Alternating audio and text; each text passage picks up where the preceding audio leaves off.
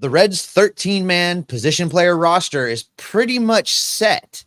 We'll tell you what the Reds lineup might look like on opening day and how the Reds can get everyone their playing time. We've got all that and more on today's Locked On Reds. Let's go. You are Locked On Reds, your daily Cincinnati Reds podcast, part of the Locked On Podcast Network, your team every day. You are Locked On Reds. Thanks so much for joining us here today on the Locked On Reds podcast. We are part of the Locked On Podcast Network, your team, your Cincinnati Reds, every single day. My name is Jeff Garr. He is Stephen Offenbaker. We are lifelong Cincinnati Reds fans that have turned an addiction to this team into information for you. We are free and available on all platforms every single day as we go throughout the offseason. We get ready for the 2024 season as the Reds continue to make this team into a playoff team. We're going to be here with you every single day. And today, we are going to look at the position side of things. Pitching has been a huge conversation point all offseason long and will continue to be as the Reds look to improve it. But position-wise, this team is pretty much set. There's not a whole lot of movement that can be had unless you're looking at moving guys in position in relation to the everyday 8 out there, which, by the way, the Reds don't have an everyday 8. We'll get into that. There's lots of different things that this lineup can be, but for the most part, it's pretty much set. We're going to tell you why. And then later on, we will get into some other stuff as well, some minor transactions and things like that. Thanks so much for joining us here. Today's episode is, of course, brought to you by FanDuel. Make every moment more. Right now, new customers get $150 in bonus bets with any winning $5 moneyline bet. That's $150 if your team wins. Visit FanDuel.com/lockedon to get started. And where we will get started is the idea, the lineup. Because, all right, there's platoons, there's righties, there's lefties that the Reds have to face. In fact, if you look at what the Pirates are doing, they now have 2 bona fide left-handed starting pitchers on their rotation. So you know you're going to face a lot of lefties when you're talking about in-division games. But for the most part, this position, the 13 position players are pretty much set.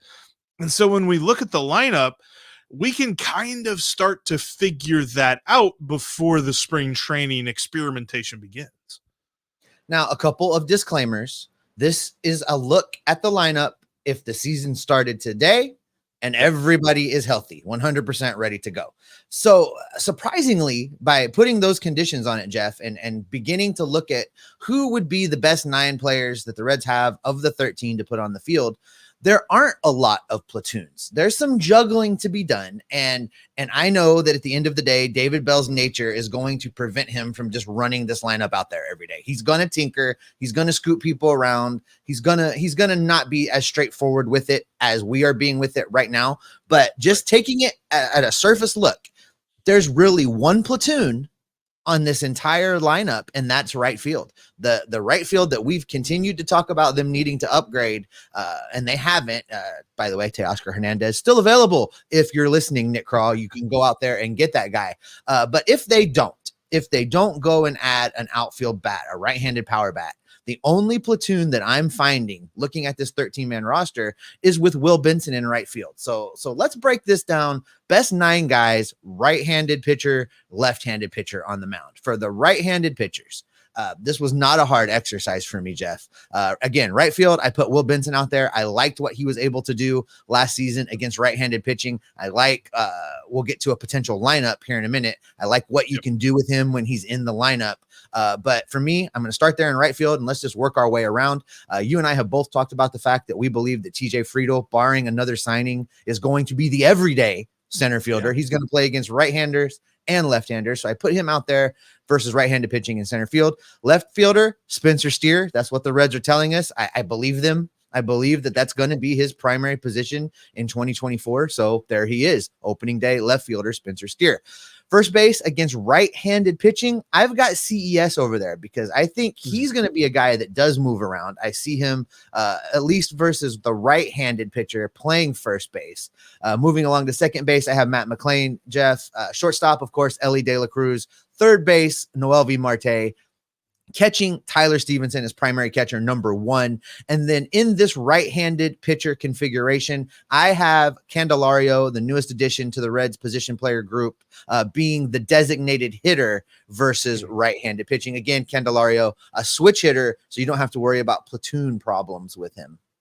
I like that because really when you look at Marte and CES, I think they profile better defensively than Candelario does at either position.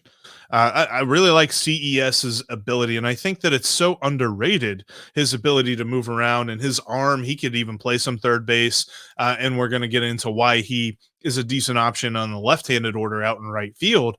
But I think that there is plenty of infield defensive depth on this team as it is, that you don't have to play Candelario in the field if you don't want to. And again, we're looking at this. This is on paper. This is not considering off days, injuries, anything like that. This is if everybody's healthy, if everything is equal, this is what we see on the right-handed side of things. So let's look at the left-handed side. Not a lot of changes, like we said. I mean, most of the guys on here can hit lefties pretty well. Even when you're talking about the lefty and TJ Friedl, in fact, he's got reverse splits. He hits better against left-handed pitching than he does against right-handed pitching. But the change being, like we mentioned, right field, CES would get a look out there in right field. That's going to be a spring training experiment. We're going to see how this works. He has the arm. The question will be, does he have the range? Does he have the glove? Can he have good routes? Things like that defensively in right field. But you get his bat in the lineup against lefties while also keeping Candelario's bat in the lineup there and keeping Marte's bat in the lineup as well, because this team has so many good right-handed hitters as it is. I think you can really turn this lineup against lefties into a strength because you have CES in right, Friedl stays in center, Steer left. Candelario would move to first base in this configuration. Matt McLain at second, Ellie De La Cruz at short, Noel Marte at third, Tyler Stevenson at catcher number 1, and then Jonathan India would move into the designated hitter spot against lefties, and this would mitigate his defensive need. And we talk about how positionally it's kind of hard to figure out where he factors into the equation. Put him at DH, you don't have to worry about that. And that's really the reason why I focused in on CES making that move to the outfield versus other players. And it's not because, do I think Noelvi Marte can go out and play the outfield? Absolutely. He has the talent, the athleticism to go out there. I see the comments are blowing up right now. Ellie De La Cruz to the outfield. Yes. Okay. He could play outfield. You're right. I could absolutely do it. I don't want him to, but he could absolutely do it. Here's the reason why it was CES that I moved, because his replacement is now Candelario at first base. The defense remains sound. You keep Marte at third base. The defense remains sound. India is now the designated hitter. You eliminate his defense. Listen, he's not a defensive liability per se, but there would be a drop-off if you made other combinations of moves. And make no mistake. McLain is better defensively. Yeah. Correct. McLain is better. So make no mistake, David Bell's going to tinker with this throughout games. People are going to be moving all over the place. But just as a foundation, as a starting point, I think these two groups of players, right versus right-handed pitchers versus left-handed pitchers, these are the two best offensive providing groups of players that don't give you defensive liability as badly as could be possible. Now, I know Spencer Steer has some things to prove to be the everyday outfielder, but that's what the Reds said he's going to be. And I know for a fact he is working his butt off this offseason to get better in the outfield. You can write that down. It's a lock. So before we condemn him to being the worst left fielder in the league, let's see what improvements he made from rookie year to sophomore year. Let's see what happens there. But for me, this is the best potential lineup, Jeff, to get this offense going and to not allow defensive errors to keep other teams in the game. When you look at these two position player groups versus right and left-handed, that leaves you a bench of 4 guys with the 13-player cap that Major League Baseball has on position players on a roster. The 4 guys on the bench now are Jake Fraley, who's probably going to be your first guy off the bench, your first pitch hitter, anytime a situation presents itself where he can get in there versus a right-hander. He'll also be the guy to give TJ Friedl a day off versus a right-handed pitcher. He'll be the guy to give Will Benson a day off if need be when it comes up and there's a right-handed pitcher on the mound. Also on the bench during when there's a right-hander pitching, Jonathan India would be on the bench. But again, the Reds have said he is going to see time at first base. He's going to see time in spring training in the outfield, hoping that he can pull that off. We know he'll see some time at second base. We know he'll see some time at DH. Now, the Reds haven't used the words third base and Jonathan India in the public yet. But he was and I get it. I get it, but he's played third base. He was drafted as a third baseman. It would not shock me to see him get some time there. Now, is Jonathan India a starting third baseman in the major leagues? No, he is not. But he could give you a game. He could give you 4 or 5 innings during a game, as David Bell does the great shuffle. He could give you those things. That's 2 of your 4 bench players in that configuration. That leaves you the odd man out in all of this, Jose Barrero, who is going to be getting the table scraps at infield, outfield, wherever. I wonder if they're going to teach him to be the emergency catcher. Who knows? Because they're going to have to find ways to at least keep him seeing pitching once every 2 weeks. It's going to be hard for him to crack the lineup, whether it's a righty or a lefty on the mound. And then rounding it out is catcher number 2 in Luke Maley. So this is not a bad group of 13, Jeff. I mean, I thought there were going to be a lot more platoons, and it's really less about platooning, and it's just going to be more about scooting guys around, creating your best matchups, and doing things to keep everyone sharp. But really, we talked about, is there this drastic need to trade Jonathan India? And there clearly is not, because listen, I'm going to say it at the risk of ending up in Twitter X purgatory that I'm saying everybody's going to get injured. I'm not saying that, but it's 162 game season.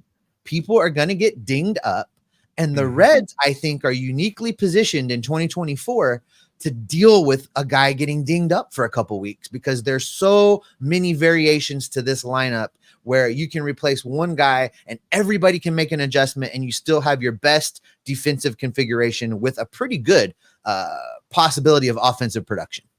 And I think the important thing here is, in years past, we've had a platoon because there's been guys that are just bad in situations. I think now the platoon is who has the biggest advantage, and it's not because someone has a huge disadvantage. I think that David Bell has a pretty fun job on his hands figuring out all of these platoons, because this roster, the position player side of this roster, is full and it is deep.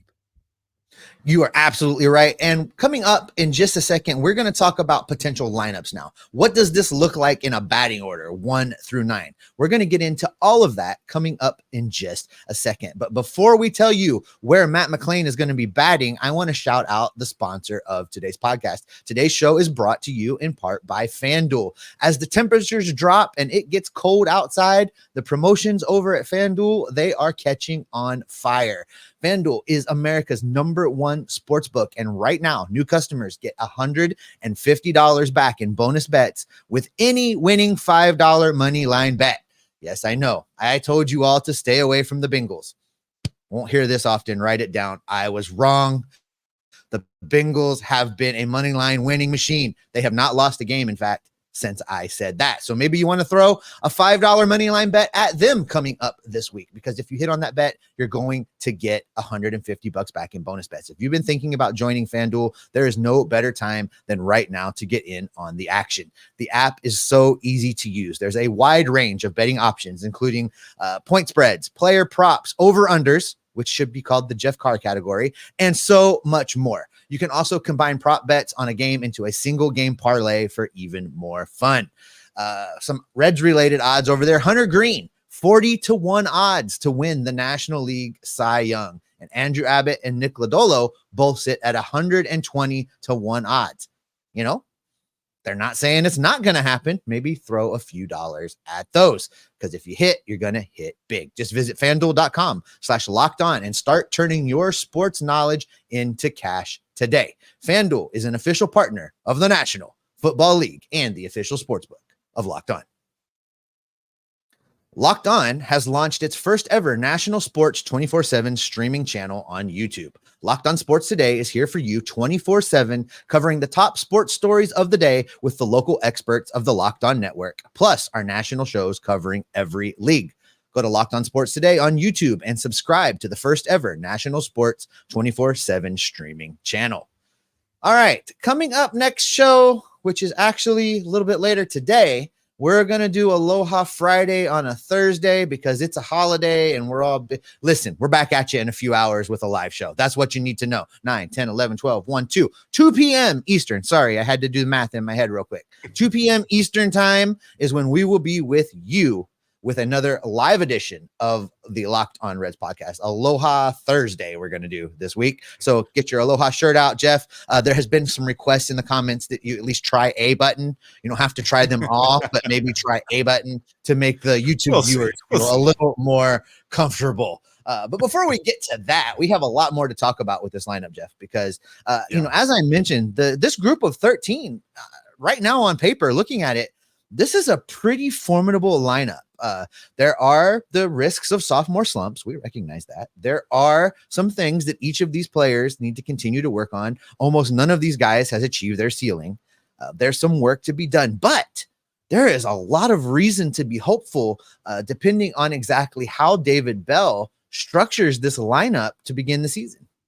Yeah, and we just hear Dusty in our head saying, hey, it's going to work itself out. But yeah, as of right now, the way that this lineup looks, you can pretty much pencil in the 9.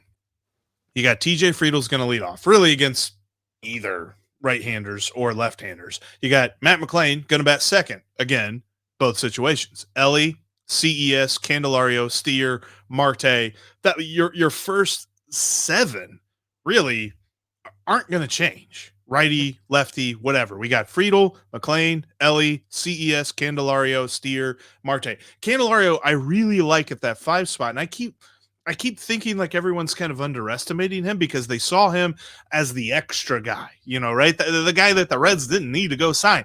This has made the roster so good and so flexible and so deep, but he's also a good RBI guy.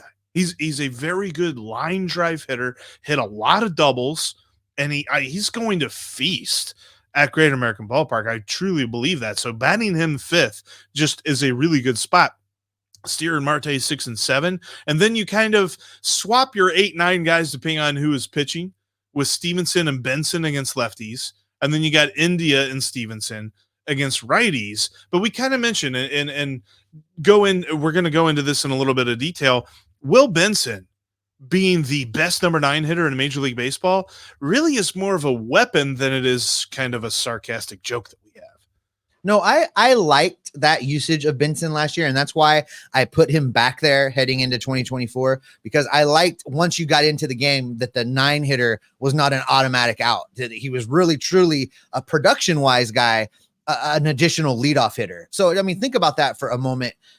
When you're playing against right-handed pitchers, you get to the bottom of the lineup. It's Marte, Stevenson, Benson, and then that rolls back around into Friedel, McLean, Ellie, CES. That is a beast of a lineup to face. And I think that particular configuration has the potential to put a lot of runs on the board in 2024.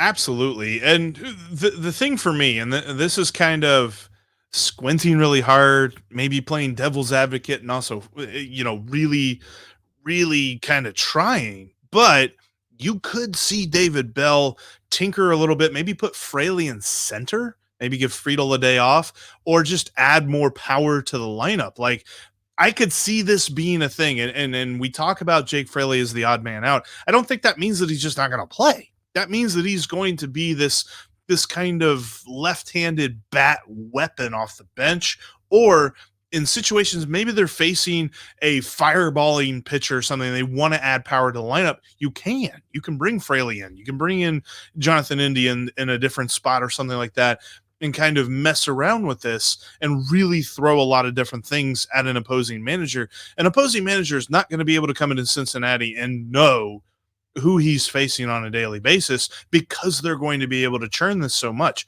But the best order on paper, this is kind of how we're looking at it. And it's so funny to me, Steve, because we talked about this going into last season, how we thought that Tyler Stevenson was going to come in and be this the cleanup hitter that was going to bring in all the runs. Now we're talking about the fact that even if he could bounce back, like we said, he's still going to be batting like 8th or 9th. Yeah, if he's the guy that we think he's going to be, I don't make any adjustments at all to this lineup. I leave everybody where they're at, the way we have constructed this. And you're right with your point to Fraley, and guys are going to get in. Look, I would say, between 90 and 95% of the Reds games in 2024, 12 of the 13 players on the roster get into the game. The only exception to that is the catcher position. I think they won't use both catchers in every single game, every single time. But 95% of the time, I think you're going to see 12 guys all get at bats in a game.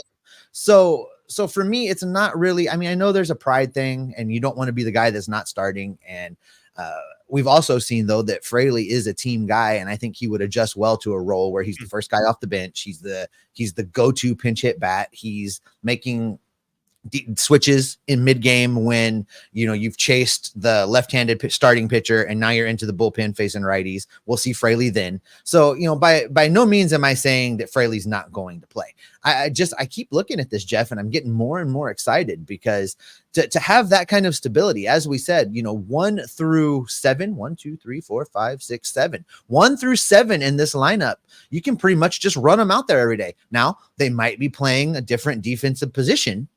They may have scooted around to make an adjustment, but those are your guys. And I think that more than, most of the other things that can be done for many of these players in their second year, just that consistency of knowing every day I'm showing up, I'm getting ready, I'm hitting fourth, if you're CES, I'm hitting fourth, and that's what I'm going to do. I don't have to think about it. I don't have to wonder about it. I don't have to guess at who might be in front of me in the lineup. Will they be on base? Won't they? I know what's up. And I think that could go a long way in helping to, it's not going to fend off the potential for a sophomore slump, but it will create an era of consistency to allow these guys to develop and progress more, I think.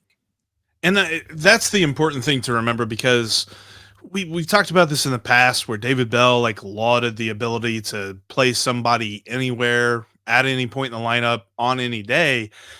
These guys are all human. And I mean, you're this way, I'm this way.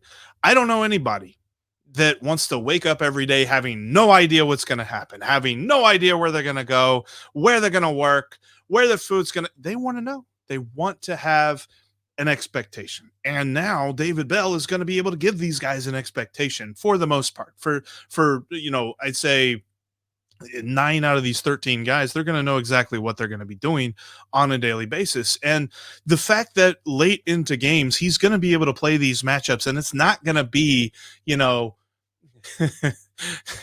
God bless us all, Reds fans. We don't have to worry about this crap where it's going to be like, oh my God, he's going to the bench and he's bringing in Kevin Newman.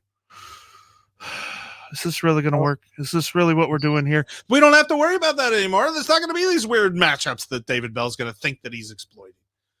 Oh, but don't you worry. You're going to see Jose Barrero off the bench. It's going to happen. It just hopefully doesn't happen as often with Barrero as it did with Newman. Yeah. No, that's well, I'll tell you this, though, Steve. This is the thing. This is the thing, Jeff. This is the thing. If you're not excited right now as a Reds fan looking at this position player group, I just don't know what to tell you. We need to check your pulse. Yeah. We need to check your pulse if you're not excited about the way this Reds position group is falling out. All right. There's been a couple of moves, and we need to catch up on a couple of there was a trade, there was a signing, and what it all means for the Reds as we move through the offseason. We'll talk about that coming up next.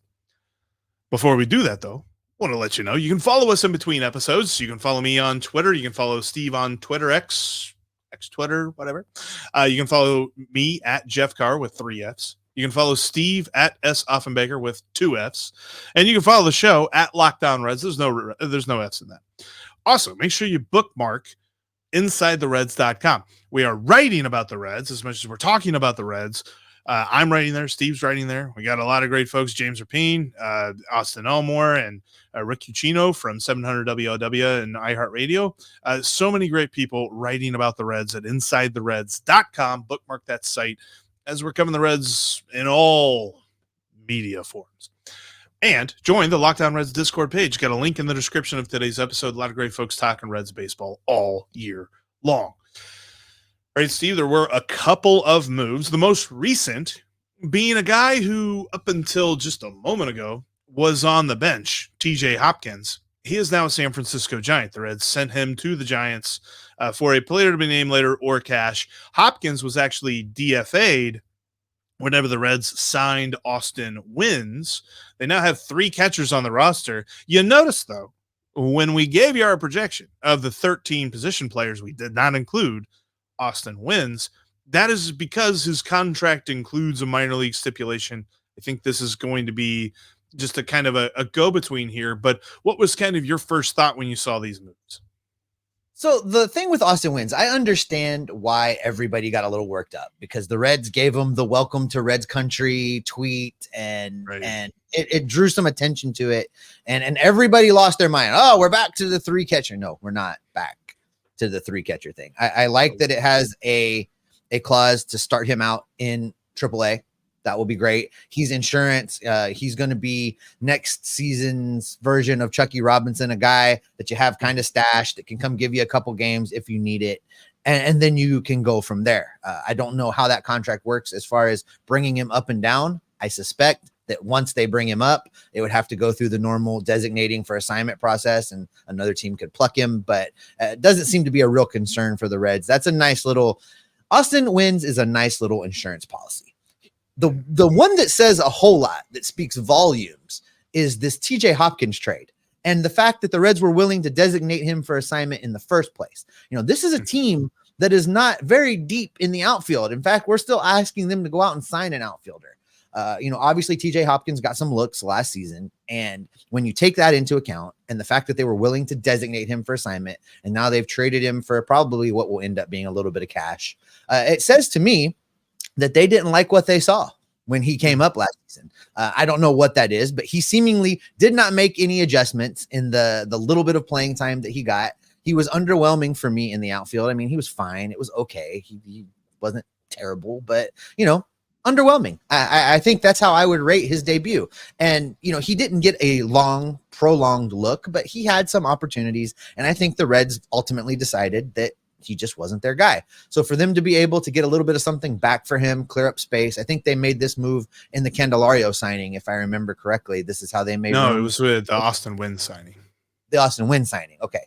So that made room on the 40-man. I'm perfectly okay with it. I trust that the Reds player development people and the coaching staff know more than I do about TJ Hopkins. And I just think it says that they didn't really like what they saw when they had him on the big league roster last year.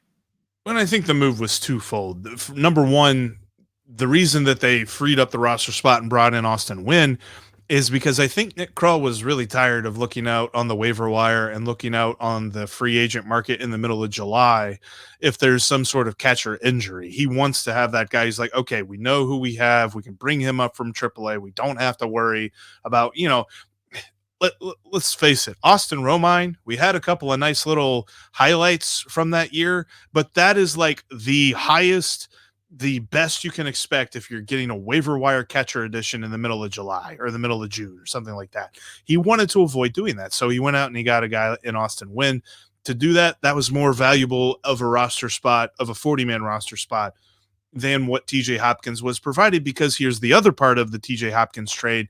That is, where do you rank TJ Hopkins when you consider Jose Barrero and Stuart Fairchild? I think he's third on that list. And again, that's not like a crazy, we are so happy about ranking these 3 guys, but Jose Barrero's got much more upside than TJ Hopkins does. And I think Stuart Fairchild has more power in his bat, and we've seen what Fairchild can do. So you trust that a little bit more, and you're not going to expose Jose Barrero to waivers over TJ Hopkins. So that's what they were doing right there, just freeing up that spot. As far as a clause goes, going between Louisville and Cincinnati for Austin Wynn, maybe it's something that he can always get 4 times his fuel points at a local grocery store gas station whenever he makes his purchases at that local grocery store. So I don't know. I mean, maybe that's the clause, but remember, what was it? It was a couple of years ago when CNL Perez, it felt like every other day was either in Louisville or Cincinnati, which now he's become this amazing closer for the Orioles. But that's the example you're going to use was Perez. I'm just saying how many times he went in between. Did he get the fuel points? Because man was going to make some really easy gas purchases if he had the fuel points. God. That's terrible. corporate sponsorship there for the Reds. No, and these are just, minor moves. I'm not convinced that the Reds are completely done with major moves. I think they're still active in the starting pitcher market. I think they're probably still talking to a right-handed outfielder. It's just a question of where this market shakes out. You and I were talking about this during show prep, and I think you were pretty spot on. Shohei Ohtani may have been a holdup from a financial standpoint for some teams, but not all teams. Because he's just such an outlier with being the pitcher position player dual threaded thing. I think really this market is on hold right now, pending a couple big free agent signings to kind of set the terms for everybody else, right? Yeah. Yamamoto for the pitching side of things, and Cody Bellinger for the position side of things. Because I think everybody knows that Yamamoto is going to get the next biggest deal, and everybody knows that position wise is going to be Cody Bellinger over everybody else. So I think that's where the holdup is. I don't think it's necessarily that the Reds are like offering and nobody's biting. I think it's that the agents for these players, who in most parts just Scott Boras, is waiting on the big contracts to move. Yeah, I think I agree with you on the pitching aside, especially.